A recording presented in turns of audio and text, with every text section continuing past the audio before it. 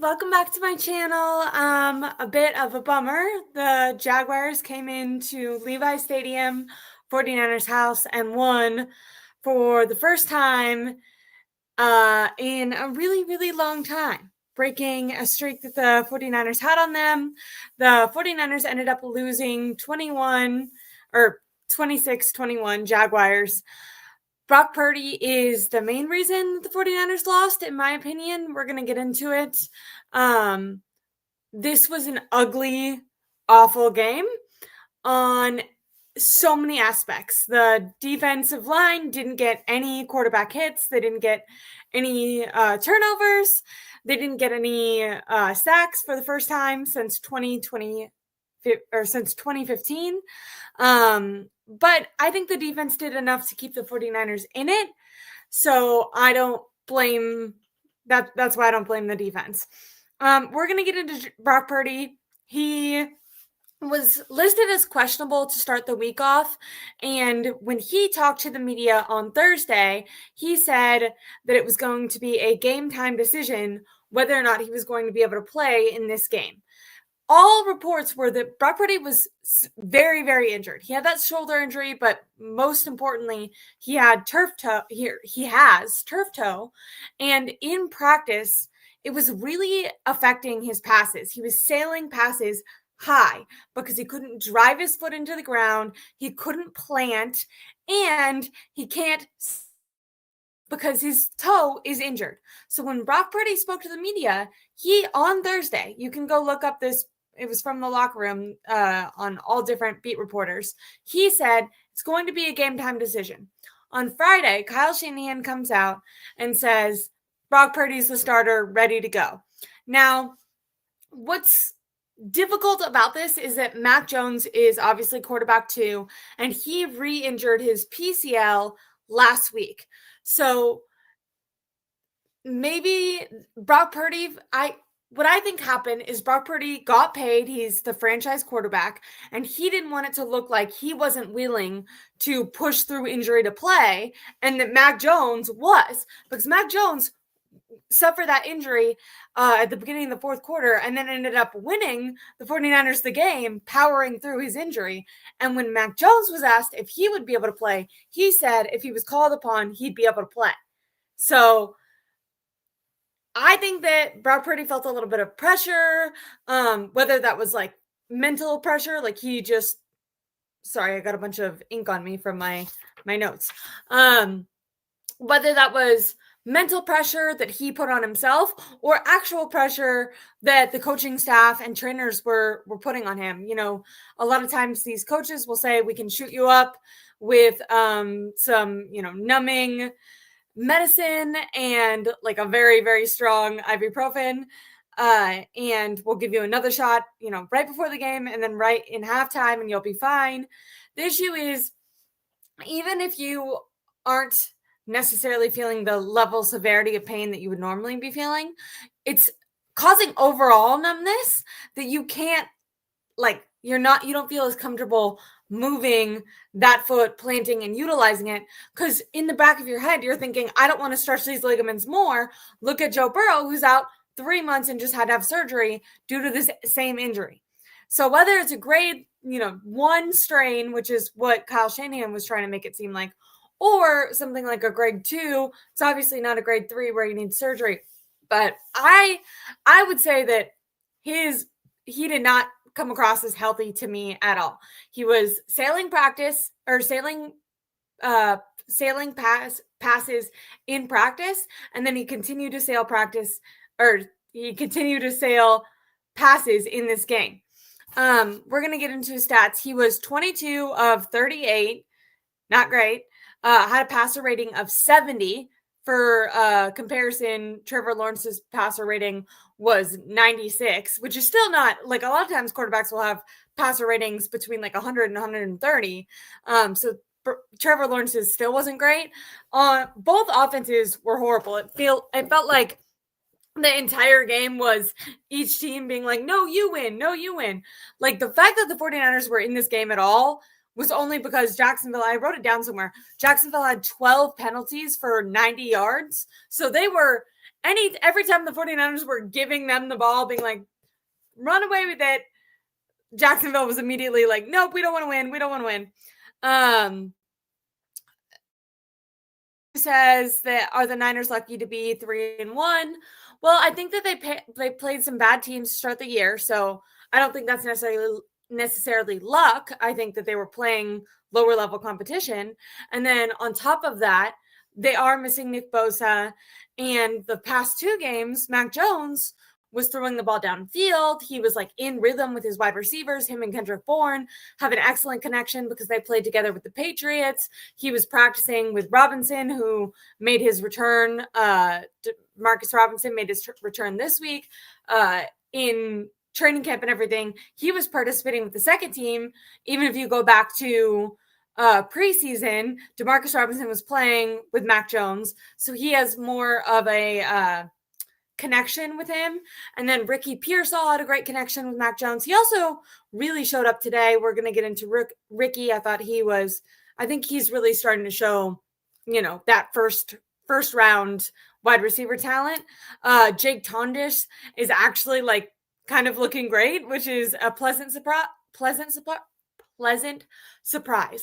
It was just a cluster F of a day, Papa J says, and I couldn't agree more. Like the first half, there was crippling penalties, fumbles, turnover and down, special teams error. It was just anything that could go wrong did go wrong. Game management was especially bad on Kyle Shanahan's part. I will say there was one of the timeouts that they utilized in the first half. It was a mistake on the ref, and after the game, the ref ended up apologizing to Kyle Shanahan and admitting that it was his mistake. So that's not great. I feel like if a ref is aware during the game that they're making a mistake, they should be able to like give you back your timeout, because Kyle only called for timeout because he was like, oh, why is the ref not understanding that this is like, why are you not calling the penalty right now? So Kyle, anyways, I'm not trying to give them excuses. Agree, Jesus, we can't stop the run, and the 49ers cannot run the ball. And I think that's one of the main reasons, aside from turnovers, why this offense is looking so horrific.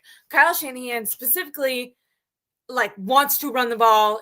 All of his play action, all of his passing game his creativity comes from the disguise of running the ball. But if you're that bad at running the ball, other teams aren't scared of you running the ball, and they're not preparing for it the same. So we're going to get into Brock. Like I said, he had a 70 passer rating, which is horrible. 22 for 38, threw for a shit ton of yards because he was down and because they can't run the ball. 2 interceptions, 2 touchdowns, and a fumble. He has 10 turnovers in the last 5 starts, interceptions in the last 5 starts. In just the last 2 games, he has 5 turnovers. 5 turnovers in 2 games. Game 1 and game 2 just now. 5 turnovers. You could argue that it should be 6 because Jake Tondish saved the game, won the game in week 1, and saved Brock Purdy from throwing in another interception. Because that ball was straight to the other team. And Jake Tondish, I know he's the wide receiver, but he acted like the corner and snatched that and won the game. And obviously the defense had to go back out there and, solidify. They had to hold it. But he's the only reason that they scored on that final drive and saved Brock Purdy. So technically, Brock Purdy has 5 interceptions or turnovers in the last 2 games, but it could even be 6. Why did the 49ers lose this game? Aside from all the penalties, everything, it comes down to the turnover battle. I said with Tom on my stream and in my preview stream that the 49ers could not turn over the ball. They had to protect the football.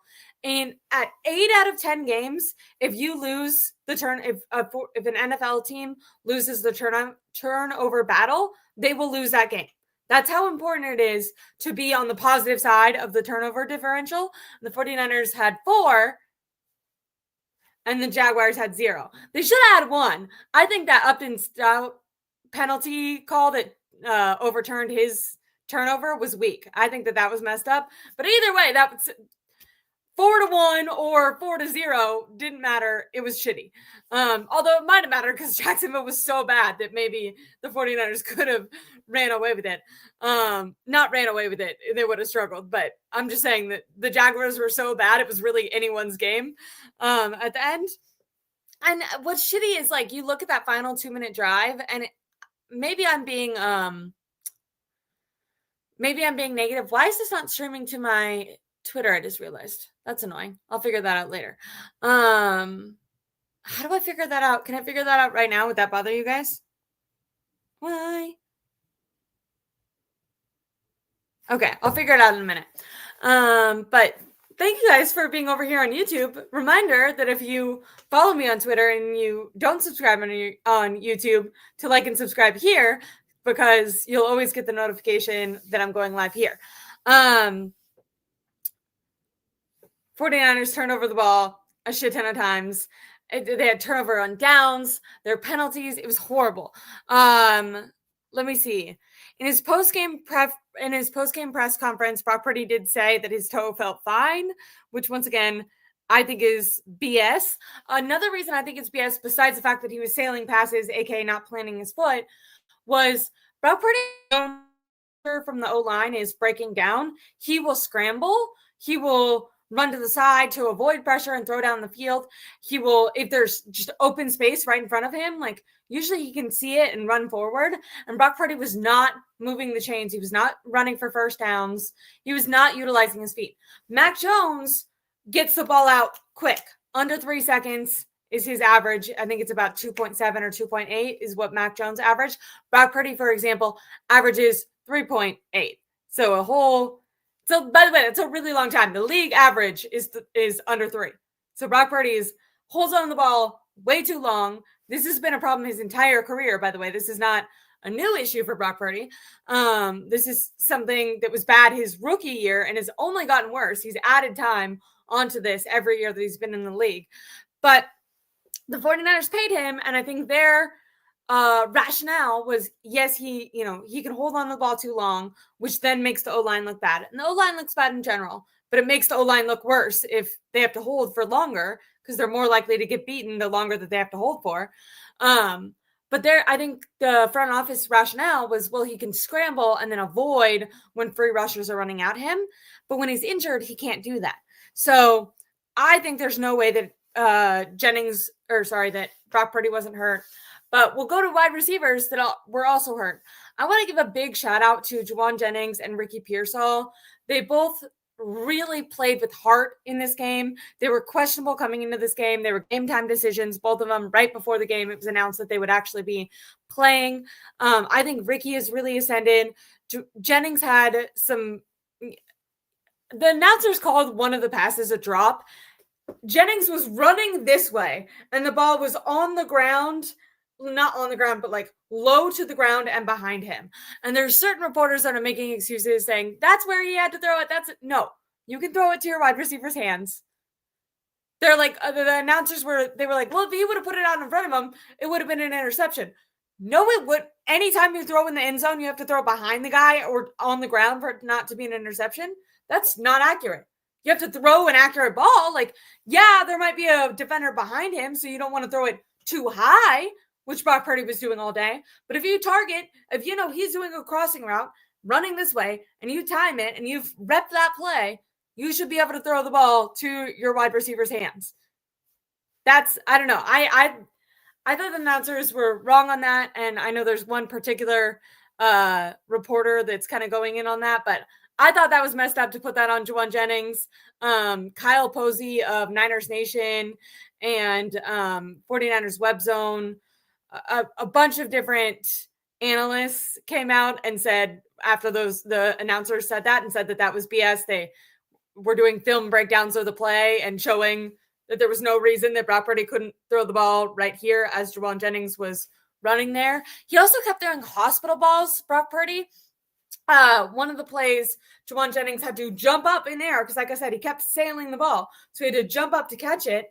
And 2 Jaguars defend him, smash him.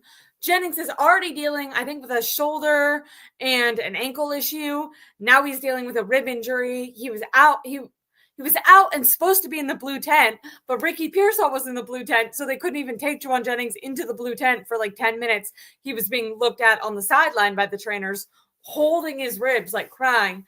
Not crying, but why? What is Steve-O saying? Lies? Okay. Hold on. I see comments. People are mad. Whoa, dude.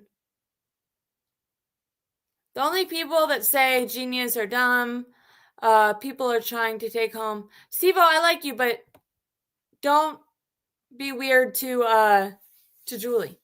I like all my all you guys are regulars, but I know the 49ers just lost and there's tensions are high, but be nice to each other in the comments. We're going to get into it. Badass, I agree that the defense kept the 49ers in the game. They didn't do maybe as much magic as we're used to them doing with Nick Bosa. I started this show off, but not many people had joined yet, saying the 49ers got 0 sacks and did not hit the quarterback today.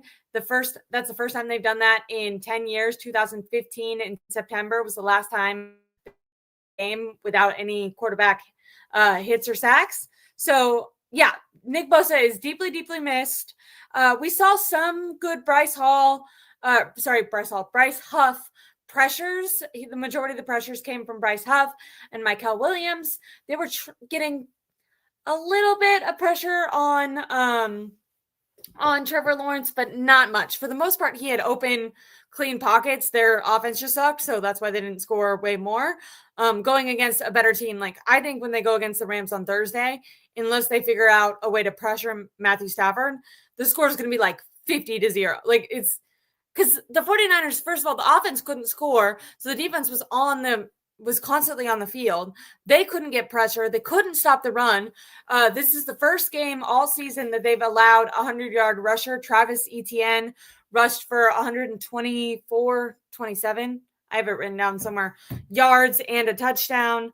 So yeah, I mean, the defense definitely took a big step back, but do I think that they held up enough that they kept giving the 49ers a chance with how bad the Jaguars were? Yeah. I mean, at the end of the game, Brock executes that final drive instead of giving the ball to the other team.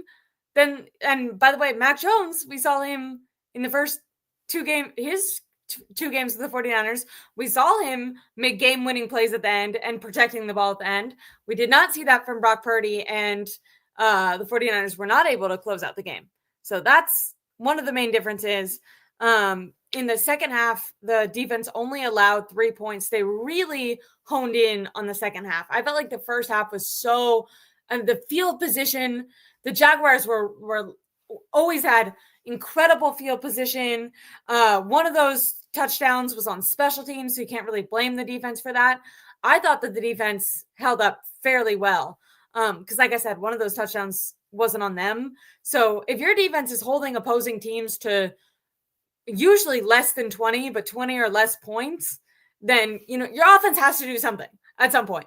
You can't, the 49er fans, I feel like, because we are so used to having, especially under Kyle Shanahan, like a top 5 defense that doesn't allow, like our expectation is that if another team scores 10 points, the defense did bad.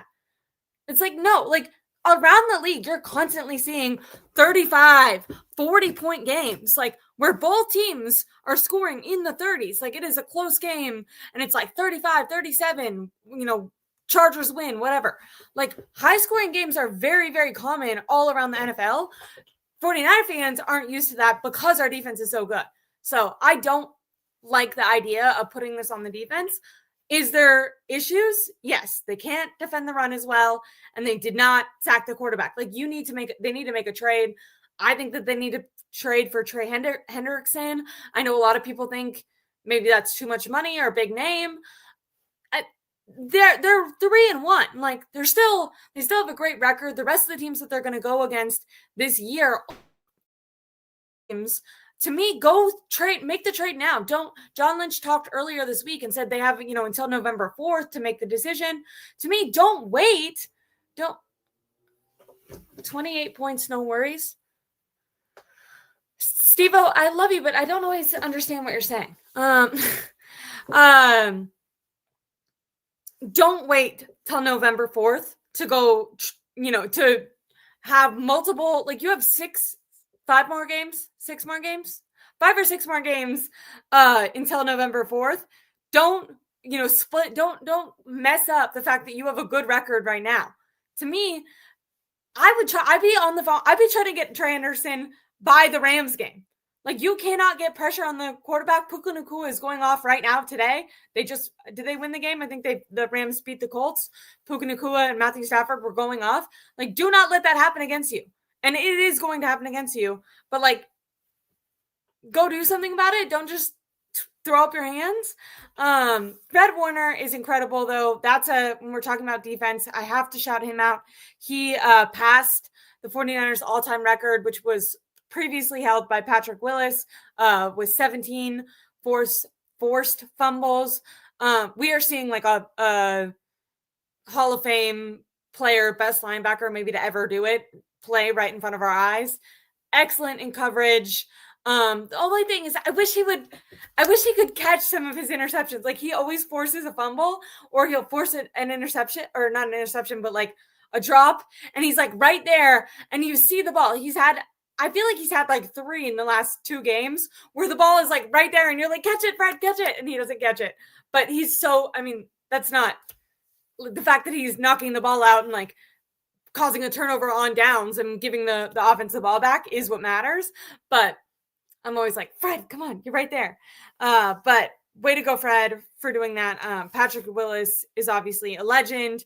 He came out on Twitter during the game when Fred broke his record and congratulated Fred and talked about what a, incredible human and football player he is on and off the field. Okay.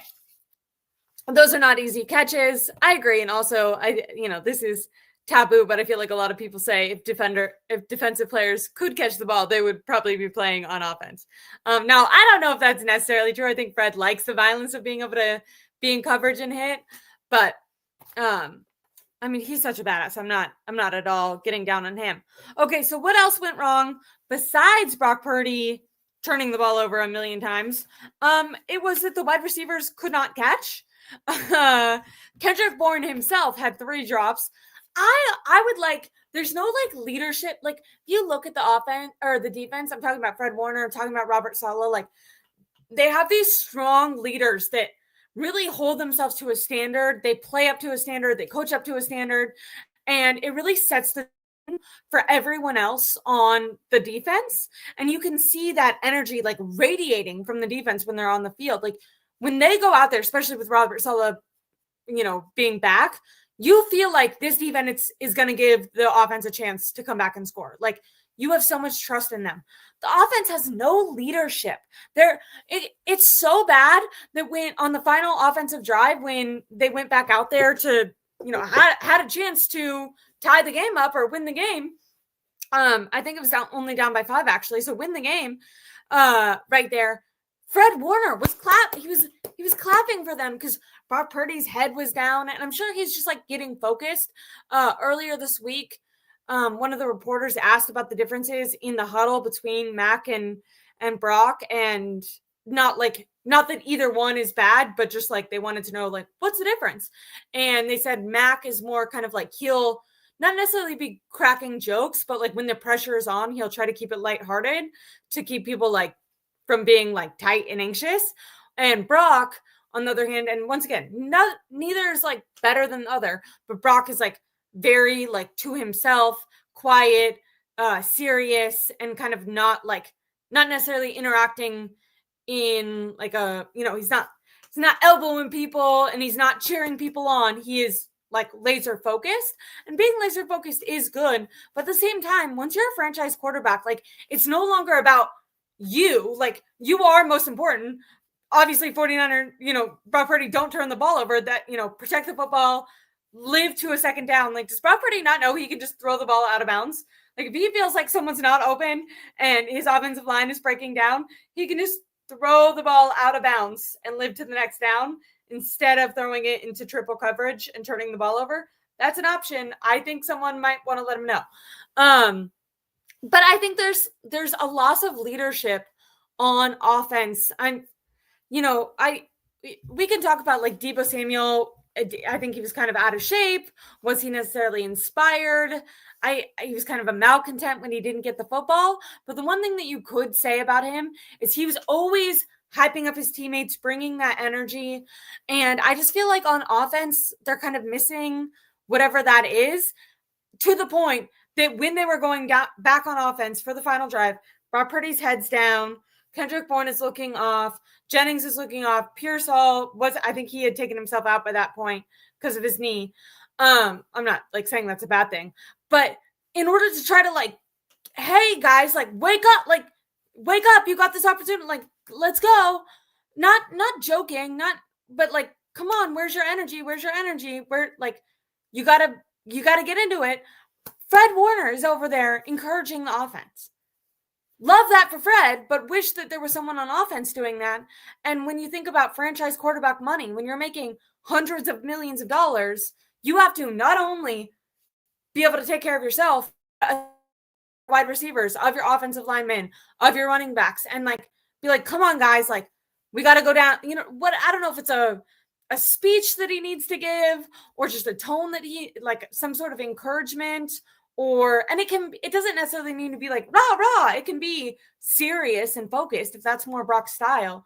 But he needs to he needs to be able to expand outside of just himself. Fred Warner, if you look at him on the field, you think he is one of the most serious guys you've ever seen. He takes this shit serious, and he is still talking to his fellow teammates, his fellow D linemen, making sure their head is in the game too. He's able to get himself ready and get other people ready. That's what being a leader of the defense means to Fred. Brock, you're the franchise quarterback. You need to be the leader of the offense.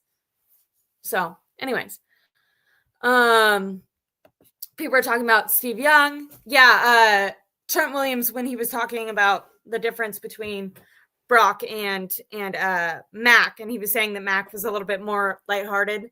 Some people were saying that reminded him of Steve Young. Steve Young went out there in it was Joe Montana. In one of their Super Bowls, there was like celebrities, when you're at the Super Bowl, the celebrities are usually there. There's the celebrities right on the sidelines, and he had a rookie wide receiver up in the huddle, and you could tell he was nervous. And so in the middle, like right before calling a play, he was like, hey, look over there, and named some celebrity just to kind of be like, oh, like loosen up, look around. You're okay. You don't need to be shaking. If you're shaking, you're probably going to drop the ball. And so, yeah, the 49ers, Kendrick Bourne himself had 3 drops. I wish that Kyle Shanahan, this is what I was saying with leadership, in front of the team, he should have been like, get off the field. Get off the field. You're not going, get off the field. You're not going back in. Sorry. We hold ourselves to a standard here. You have 3 drops. Sorry, you need to get off the field. The wide receivers outside of Kendrick Bourne and Christian McCaffrey is involved in this because he's used as a receiver and a running back. They had 7 total drops. So Brock Purdy was turning the ball over, and then when he wasn't turning the ball over, the wide receivers were dropping the ball. 7 drops is insane. Offense wasn't a great offense. Let's get into the rushing, because on offense, the rushing run game really, really struggled. I know some people were talking about the run defense struggling. Travis Etienne really ran all over the 49ers, but Christian McCaffrey could not run over the Jags. He had 17 carries for 49 yards. He only averaged 2.9 yards per carry. That's horrible. It's his lowest of the season, but all season he's been really bad. He's last week he averaged 3.1. I think week 1 he averaged 3.2. So he's averaged in the low 3s to now high 2s every single week that he's played. For context, he was averaging between like 5 and 6 yards in 2023. So he's like getting a ton and people they're misconstruing this, because if you look at his total yardage and compare it against the league, it looks like he's had a lot of yards, but it's because he's getting like 80% of the targets from the 49ers. He leads the team in touches week after week. Last week, I think he had 31 touches. This week he had, 17 carries. And then what did he do for rushing? Receiving. Okay, so it was a little more balanced, not balanced, but they were just on the field less. He still had 26 touches this week. If I look to my previous notes from week 1, I think he had 37 touches. Yeah, week 1, he had 37 touches. Week 2, he had 32 touches. Last week, he had 31. And then this week, 17 plus 8, whatever that is. So less, but still, like, the reason looks like he has a lot of yards, but then you look at his production and you're like, why it's not there, is he's getting force-fed the ball a ton, but he's averaging 2.9 yards per carry. You would think if you're getting the ball a ton, like, if you're leading the league in yards, you shouldn't be scoring your first rushing touchdown this year, or this week 4. Just to 25 is what 17 plus 8 is, in case you didn't know. Okay. So moving off of Christian McCaffrey, who had a fumble and just didn't look great at all today. He took a responsibility for it after the game. He talked, said that it was on him. It's a hard one because obviously Christian McCaffrey, I see, previous years, you see why Kyle wanted to force feed him. I would just say this year he has lost a little bit of burst, a little bit of his ability to break tackles. And I wish that Kyle would spread the ball around more. I'm not saying Christian McCaffrey is like horrible, but what he excels at is outside zone. And Kyle is not utilizing him. And he's running him downfield through the tackles. And he's getting stopped at the line of scrimmage more times than he's not. So, and then, by the way, 49ers throwback makes an excellent point. It's not all on Brock Purdy. On Christian McCaffrey. It's also on the offensive line. Offensive line has been horrible. They've actually been better at pass blocking than run blocking. They've given Brock Purdy a little bit of, and Mac Jones last week, a little bit of time in the pass blocking. But run blocking, they're ranked 31st out of 32 teams. So not great. Thank you so much for that stat, 49ers throwback. And so, you can say that maybe this isn't on the fact that Christian McCaffrey has lost a step. Maybe it's on the fact that his offensive line has been horrible. What I would say, though, is last week, Robinson, when he was given the ball, Bijan Robinson, he had one run. He had only two carries, but one of them was for 19 yards. I think the other one was for 6. So he's averaging way more yards per carry than Christian McCaffrey. Maybe that's more of the element of surprise. Today, he had 5 carries for 21 yards, only averaged 4.2. So obviously way less than last week, but I would still, it's still better than what Christian McCaffrey is averaging. And just for the sake of the fact that I don't want Christian McCaffrey to be injured, I would love the 49ers traded assets to go get Robinson. Why don't they do a more even carry instead of 18 carries for Christian McCaffrey and 4 for Robinson? Why isn't it like 9 and 15? That's a way more even split. And you can utilize Christian McCaffrey at what he's better at, which is outside zone, and Robinson down the middle or more surprise plays when play action is working because you're getting Christian McCaffrey outside. That's when, anyways, Brock Purdy has to play better, and it is both Christian McCaffrey has lost a little bit of a step, and also the run blocking looks terrible. Agree. Yes. Marcus King says Kyle needs to use the other H-backs. I agree. I mean, I'm talking about Robinson because Christian McCaffrey and Robinson were the only ones that are activated. But where did Isaac Renda go? Why is he like on IR? Am I stupid? Why is he just gone? I'm going to actually Google that. Because what if I'm saying that and then Isaac Guerrero? Is he on IR? No. If you guys can tell, what happened? Okay, when I do a short, he's been playing on special teams. Okay, thank you, Jay Smalls. So he's like perfectly capable of being elevated as a running back. Why is he not being utilized? What I will say is he also kind of is more of an outside run guy. He played wide receiver in high school and in the beginning of college before transitioning. So he plays a similar position.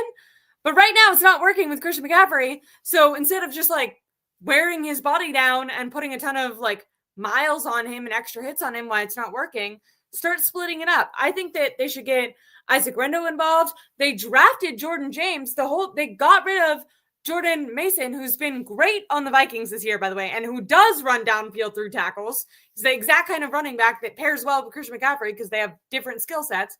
But they got rid of him and then drafted Jordan James, and Jordan James has not been activated for a single game. So I agree. I wish that they were utilizing more of their running backs. Garendo. Yes, I know what you're talking about.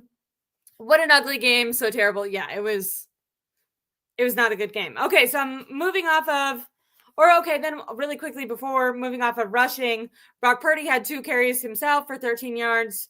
Like I said, one of the main reasons I don't believe that his toe wasn't hurting him, one was because literally on Thursday, which was only like a couple days ago, he said that it was still hurting him. And in practice, he was sailing passes because he couldn't plant his feet. If that was the reason in practice that was happening, you could deduce, if that's still happening, that maybe the foot is still an issue.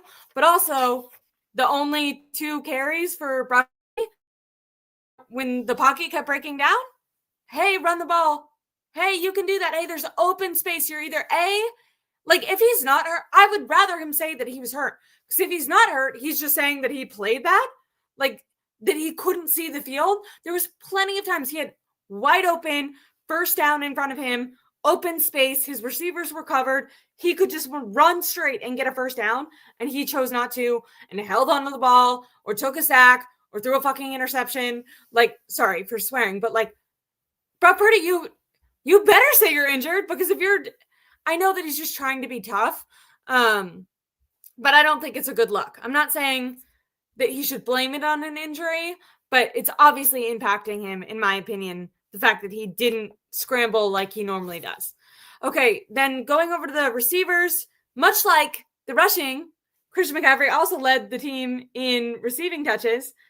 I don't love that. Why are we overutilizing our very old running back that just had Achilles tendonitis? Don't understand. But he actually scored a touchdown receiving, so that was great. He also juggled the ball and then threw it to the other team, so that wasn't good. Jake Tonjes, he is someone that is like a really pleasant surprise. I feel like it is horrible that Kittle went down, because the red zone issues are still a massive problem, and it's so clear from the like one drive that Kittle was healthy for that the 49ers plan this season was to target Kittle more in the passing game and in the red zone specifically. But Jake has performed very well for like his ability. He's not a top, he's never done anything. The reason he was available for the 49ers was because no other team wanted him. But this year he's done really great. Game 1, that game-winning touchdown / interception that he ended up getting was a game saver, and he showed up multiple times with Mac Jones. He had chemistry with him. And then today with Brock Purdy, he only had 3 catches, but 60 yards on those 3 catches, so almost 10 yards averaging. He was the only other touchdown that Brock Purdy had. So way to go for Jake. I think it's cool to see a guy who's kind of not been able to find his position, or not his position, but his not be able to find his zone, finally in his element. And like I said, he's done well with both quarterbacks. And I think when Kittle comes back, they should utilize 2 tight end sets and have, I like don't think that just when Kittle comes back, they should just bench Tonjes. I think Jake has done well, and he's proven that he should be, a part of the passing game. He's obviously not a large part. I wouldn't be opposed to, while they're waiting for Kittle to come back, targeting him even more, because they've had nothing but success when they're doing that. I don't know why. The 49ers are like so hesitant. Unless someone's been on their team for like ever, they just refuse to throw them the ball. Hey, if it's working, guys, even if it's for one game. Anyways, so he actually did well. He was one of the few wide receivers that didn't drop a ball today. And then you had Ricky Pearsall, who did well up until getting injured, which sucks. Coming in this game, he was questionable with a knee injury. Then he was trying to make a sideline catch and get his feet down. After the game, he explained that while he was trying to get his feet down, he kind of slammed his other knee into the ground. Went into the blue medical tent, tried to come back, only came back for like one drive, and then ended up leaving for the rest of the game. What sucks not only about this game, like losing this game, because this game is like an AFC game. It doesn't like, it matters because it's a loss, but it's like one of the more lower stakes games that you could have played. And I just think that the 49ers like played it wrong. I think that they should have had Mac Jones play, not Brock Purdy.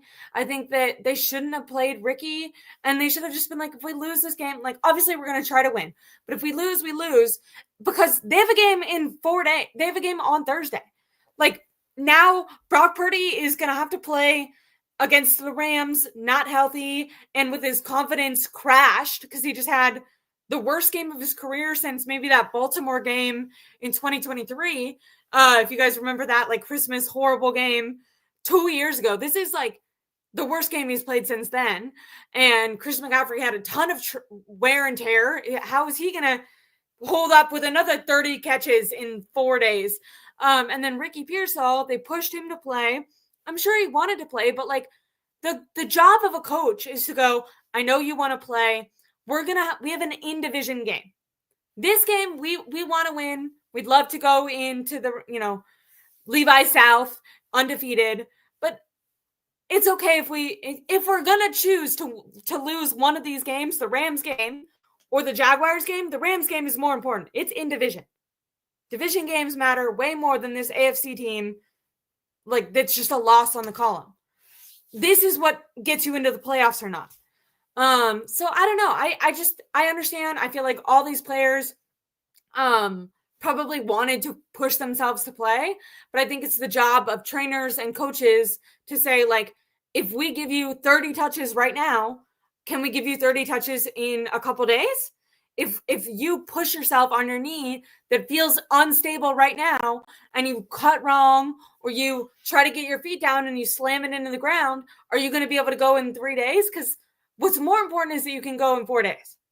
So anyways, Ricky Pearsall, he had 4 catches for 47 yards, averaged 11.6 yards per catch. He actually looked pretty good. I think he's really started to show that like first round wide receiver tendency, but he needs to stay healthy because if you best availability is, or best ability is availability. Obviously a lot of stuff his rookie year was out of his control. Getting shot doesn't mean you're injury prone. That's not like your body. But throughout his rookie offseason and then this offseason, he struggled with hamstrings. He struggled with shoulder injuries. So it sucks that he ended up tweaking a knee last week. And I wish they didn't. I wish they would have held him back today because they didn't need this Jaguars win and they didn't get a Jaguars win. And it would have been better to have Ricky against the Rams. Now, he's in question. Kyle already said they're not sure if he's going to be able to play against the Rams. The 49ers just looked awful with him in the game. Can you imagine with him not there? It's not good. So, like I said, both good, I guess good and bad news from Ricky. When he's healthy, he looks great. So that's a pro. But the bad news is that he's not healthy as of right now. Kyle Juszczyk got 3 targets. For about 10 yards per carry. 49ers still cannot score in the red zone. So don't love that.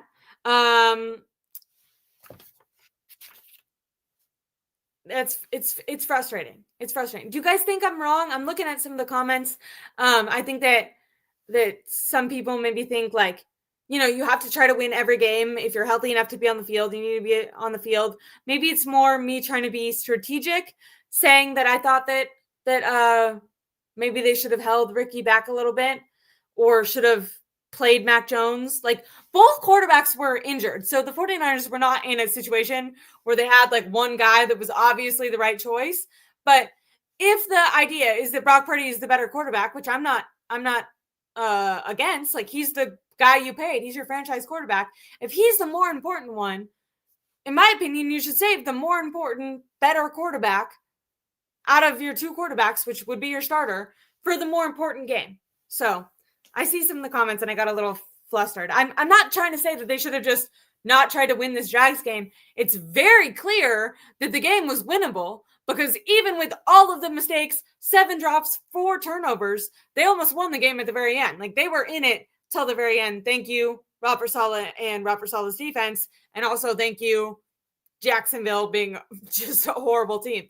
By the way, a lot of people are talking about, did you guys see Robert Saleh and Liam Cohn got in like a little fight after the game? They were yelling at each other and had to be held back. Earlier this week, Robert Saleh said that Liam Cohn legally was stealing signs, and Liam Cohn obviously took offense to that. I don't know if it was some sort of trying to get in their head that they were doing. Robert Saleh is very much like a chess player. He'll try to utilize press conferences that he knows other players or opposing coaches are going to watch and try to get in their head to make them do something different with their scheme. So I don't know if that's what it was, or they were both. Robert Saleh was one of the coaches that was, I think he was one of 3 at the very end that was in consideration to get that Jags job. So maybe they just have a little bit of like beef going back and forth. The one thing that I did like about Kyle was after the game, he was asked about it, and he basically said Liam Cohn should be less sensitive and that Robert Saleh did nothing wrong. I think it's important as a team, you want to stand behind the guys on your team. I just think that, although, yeah, it was like kind of interesting to see like the picture, the little video of them, it's just unimportant. 49ers lost the game. Don't try to fight the other guy. Just take the L. No offense, Robert Saleh. You didn't get the game. You didn't get the head coaching job. He did. You didn't win the game. He did. Just tuck your tail between your legs and walk away. And I love Robert Saleh. I'm not saying I don't think it's his fault that we lost. I think he's one of the main reasons that 49ers were in the game. But I just think after you lose a game, don't talk shit. That's I used to be an athlete, and I feel like when you win, especially if the other team was talking shit, you can be like, what? But when you talk shit and then you lose, you gotta be like, ooh, pretend that you didn't hear that. My bad. I don't know, but you gotta have a little bit of humility. At the same time, I do love Robert Saleh's energy, so I go back and forth. Another major takeaway is that special teams still freaking sucks. Special teams is horrible. Eddie, he's making his field goals and his extra points, but the 49ers starting position on the kickoffs are horrible.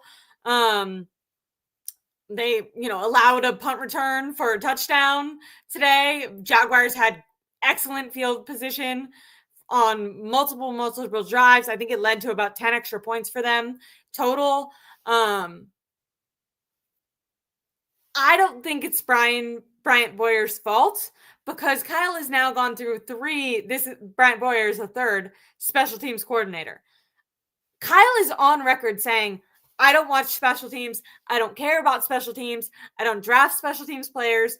I'd like to never think about it or look at it again. I think there has to be an attitude change there, because like I said, he's now gone through multiple coordinators and special teams is still an issue.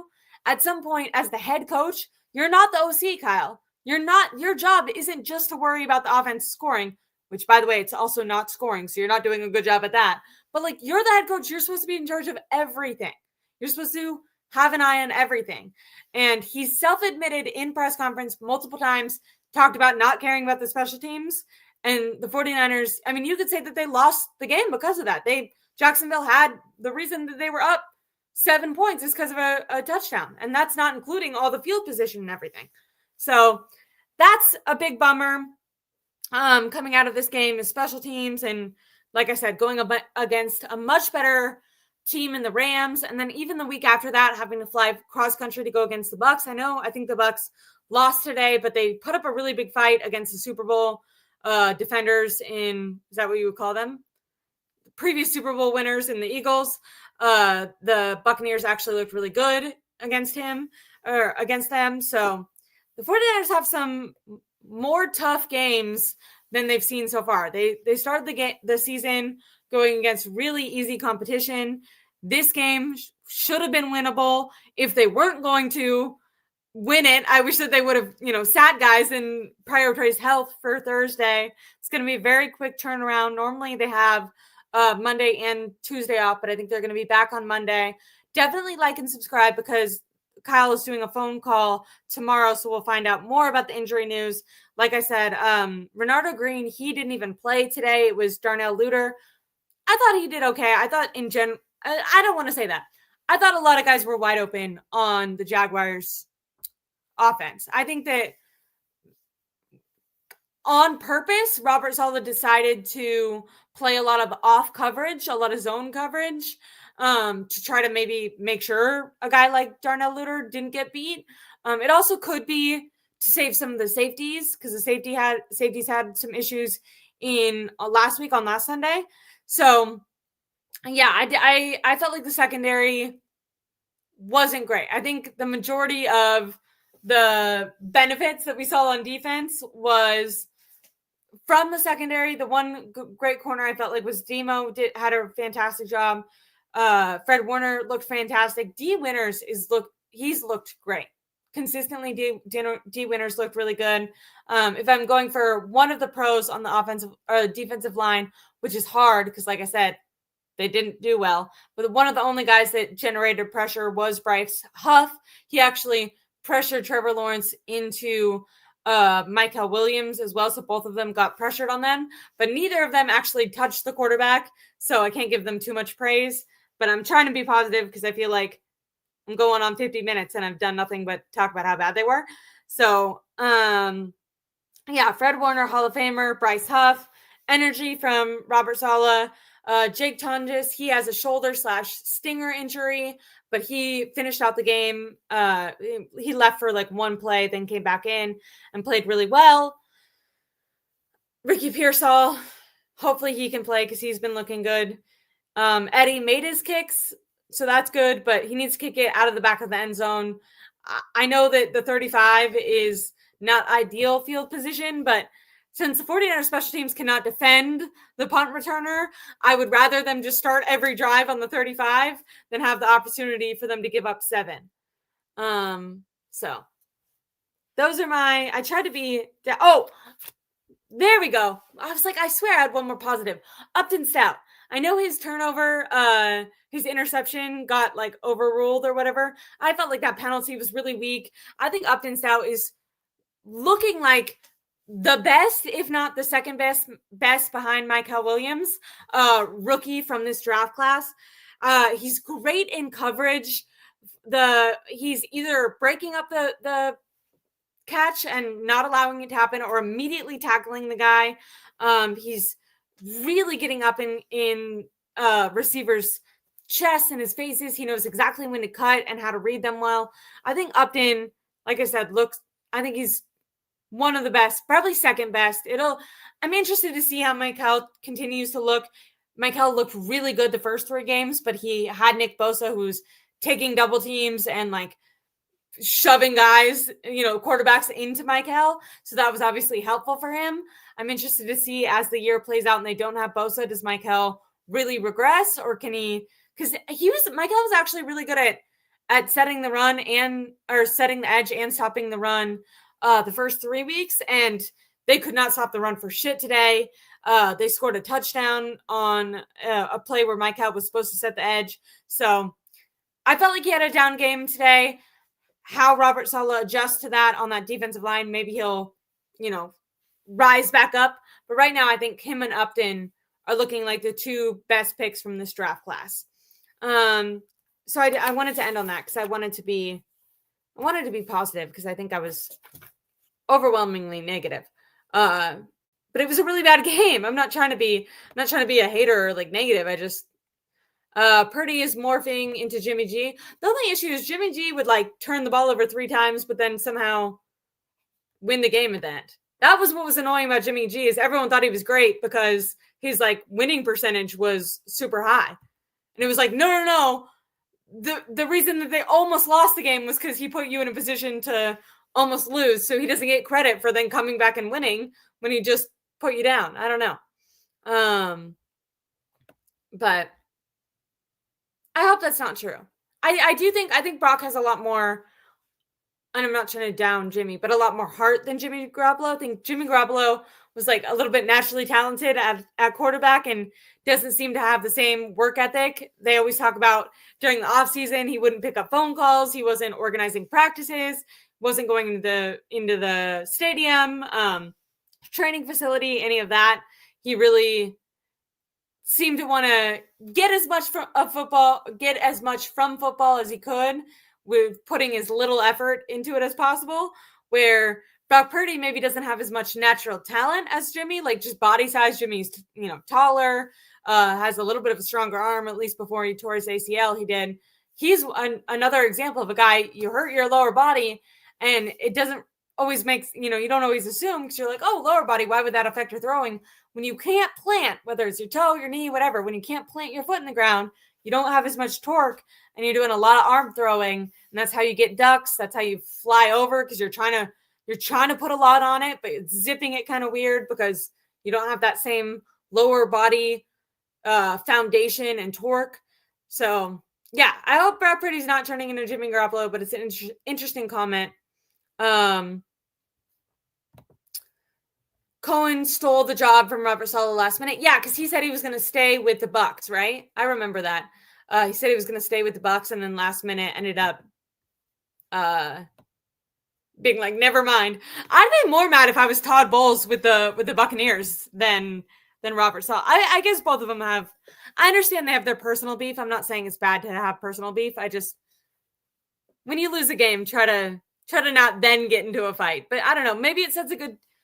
Not that fighting is a good message, but maybe the fact that he's passionate is something. The 49ers, they need to figure out something. They got to turn around their entire confidence in 4 days. Their bodies are going to be beat up, bruised, sore, tired, and like the Rams, because you could say the Rams just played at the same time. So they're also on a short week, but the Rams won. So at least their mentality, like they're hurt, but they feel like it was worth it. You know what I mean? Like they're like, all right, fuck yeah, we got this. Where the 49ers are like, dude, I just took a beating and it was for nothing. Like I could have just sat out and the same thing would have happened. I don't know. I think there is a different mindset. So I'm trying not to be too critical of Robert Saleh, because I think he is, if there's any coach on the team that brings the energy, I think it's him. I hope you're wrong. That was a scary, scary thing to read. Brock isn't healthy and wasn't ready to play. Mac Jones was too hurt to play because of our piss poor O-line, which is mediocre. Kyle accepts special teams crap since he's been here, and his O-line is mediocre as F for, I'm trying not to swear. But I completely agree, Gerald. This is an excellent comment. I had multiple offensive linemen that I wanted the 49ers to go out and get in the last 2 drafts. Amarius Mims was a guy I really liked. I'm totally blanking. Who was the guy? He ended up being taken a little bit earlier, I think number 7 overall this year, but there was an offensive lineman I wanted them to get this year. I really wanted them to get Drew Dahlman in center. Jake Brendel had a bad day. He had 2 penalties on Jake Brendel today. Also, I gotta say, Trent Williams doesn't look like Trent Williams. And I've been kind of saying this. Like he's had games where I feel like it was more obvious because he had like 3 penalties on himself, I think in week 2. He had a pretty bad week 1 as well. But penalty-wise, this game, I don't think he had penalties, but he's getting beat. Trent is getting pushed back into the quarterback. Trent Williams. And the 49ers have no one behind him that can like take over. They could have drafted the guy for the last 2 years. That's what the Eagles do. The Eagles prioritize the offensive line. They knew Jason Kelce was going to retire, and they drafted a guy like 3 years earlier to learn from Jason Kelce. That way, as Jason Kelce felt, his production fell off a little bit and he decided to retire, there was a guy that was ready. He's not a rookie that, his body isn't even in football shape yet. He's not big, doesn't know the system. No, they had a guy ready. 49ers are going to be floundering next year to draft a guy to replace Trent Williams. I don't know what they're going to do with Colton McKivitz because he had a better for Colton McKivitz standards. He had a better year last year than previous, but still not great, but a better year last year. And this year hasn't been great. It's been back to normal Colton McKivitz. And just because the offensive line is so bad, he might end up getting paid a huge bag. And if I'm the 49ers, I don't want to pay Colton McKivitz a giant check to be mediocre for my team. So that means you need a right guard or a left tackle and a right tackle. Not to mention Ben Barch is injured and Connor Colby I think he played today, but he was injured. Yeah, offensive line. I felt like that was a great comment. There's a reason that Christian McCaffrey isn't running well. Pass blocking sucks. Run blocking sucks. And the reason that both quarterbacks are hurt, pass blocking also sucks. So the O-line is horrible. Someone said, what do you mean the O-line is horrible? I'm literally saying that. Do you think I'm not saying that? I feel like I'm being super clear that I'm saying the O-line is bad. Kyle refuses to invest in the offensive line. I'm not going to argue about Trey Lance, guys. Come on. Yeah, they're going to have to invest this year, but to me, it's silly to have to rush a guy because now they're going to draft a rookie and have to rush to have him start instead of having a guy like in the behind the scenes. Philadelphia drafts 2 to 4 offensive linemen every single draft. They draft them high, they draft them way later in the rounds, and they develop them. And if they work, they keep them on the practice squad. They keep them in the as rotational depth pieces for their starters. And if they don't work, they move off of them because it's a number one priority for them because they're such a run-focused team. Jalen Hurts runs, Saquon Barkley runs, and they just won a Super Bowl. Maybe you could learn something from them. Yeah, the offensive line has been trash. I agree. Okay, I'm going to end this off pretty soon. I wanted to look at the comments, but I feel like people are arguing about Trey Lance in the comments, which is, I don't know why is Trey Lance playing right now? Like, did Dak get hurt? Or not Dak? He's not on the Cowboys anymore. I just heard Justin Herbert, they were down. Did Justin Herbert, did the Chargers end up winning? I went to the gym earlier before the 49ers played, and the Giants and Chargers Giants won. Yeah, Giants and Chargers were playing right before I left, and the Chargers were down, and I double taked at the TV. I was like, what is happening? So Jackson Dart, I didn't like what he did. He was kind of I feel like it was very college. It was Jackson Dart's first NFL start, obviously previously a college quarterback, and he posted Justin Herbert's girlfriend on his Instagram story and was like, game tomorrow. And I'm like, that's such a college thing to do. I feel like guys in the NFL don't do that shit, I don't know, but they won. So I guess that's what I'm saying. If you lose, you got to duck your head. But when you win, you can be like, hey, I'm allowed to be an asshole or talk my shit. That's what Deommodore Lenoir does, to be fair. I'm criticizing other people for talking shit, but Demo, it was a big talk, this offseason. He was calling out guys. Matter of fact, he's calling out a lot of guys on the Seahawks, but also a lot of the Rams players. So it'll be interesting to see how they turn it around in a short week. I'll definitely be going live after the Thursday game, but I'll be going live tomorrow after the injury phone call that they have with Kyle Shanahan. And then I think that practice normally, like I said, they're off. Tuesday is a league-wide off day. But I think when you play on Thursday, I think that they're actually going to have them back down there. So I might be going live. I'm definitely going live on Tuesday with Tom. But yeah, and then Wednesday, one full practice. Yeah, okay. So that's the 49ers are probably going to take tomorrow as a walkthrough, full practice Tuesday. Then they'll do a walkthrough on Wednesday, fly down there Wednesday night, play on Thursday. Interesting. Short week. And like I said, the games are getting harder. So they have, let me really quick, I want to look at their schedule. I know it's Rams, which I think the Rams are going to beat the 49ers. 49ers schedule, and then it's Bucks. But what's after that? 49ers schedule. Bucks. Falcons at home. They should win that game. Falcons at home. They should win. And then, yeah. We'll see how it goes. Give me a like. Give me a subscribe. Thank you guys so much for coming. And I really appreciate all you guys here, too. Because like I said, my Twitter, for some reason, it's not live streaming there. So if you are from my Twitter, if you're from my YouTube, make sure you're subscribed, because if it's ever not working there, it's always going to be hooked up to my channel here. So I really appreciate it. We're going to do a way more, full in-depth breakdown with Tom Jensen from SI on Tuesday. And then tomorrow I'll give you guys the injury report. Is Renardo Green going to come back? What's happening with Ricky Pearsall, Jake Tonjes, Brock Purdy? Like, what if his toe got worse? Christian McCaffrey, he didn't, look great, and he took a ton of hits today. It's a short week. Maybe we'll see more Robinson. What I can do is I can ask one of the beat reporters to ask Kyle Shanahan if maybe they're going to activate another running back, since Christian got so many carries today. I don't think they want to give him 30 on Thursday, and maybe it ends up being a blessing. Like, maybe they can get either Isaac Randall or Jordan James back actually activated and in some sort of rotation, because they don't seem to want to use Bijan Robinson. So if he's not doing great, I would say I want someone to ask Kyle about that. So I'll give you guys an update on that as well after tomorrow. I'll have someone ask on the phone call, hey, what about the running backs? What are you going to do? Christian McCaffrey had a ton of usage. Have you thought about activating one of the 4 other guys that you have?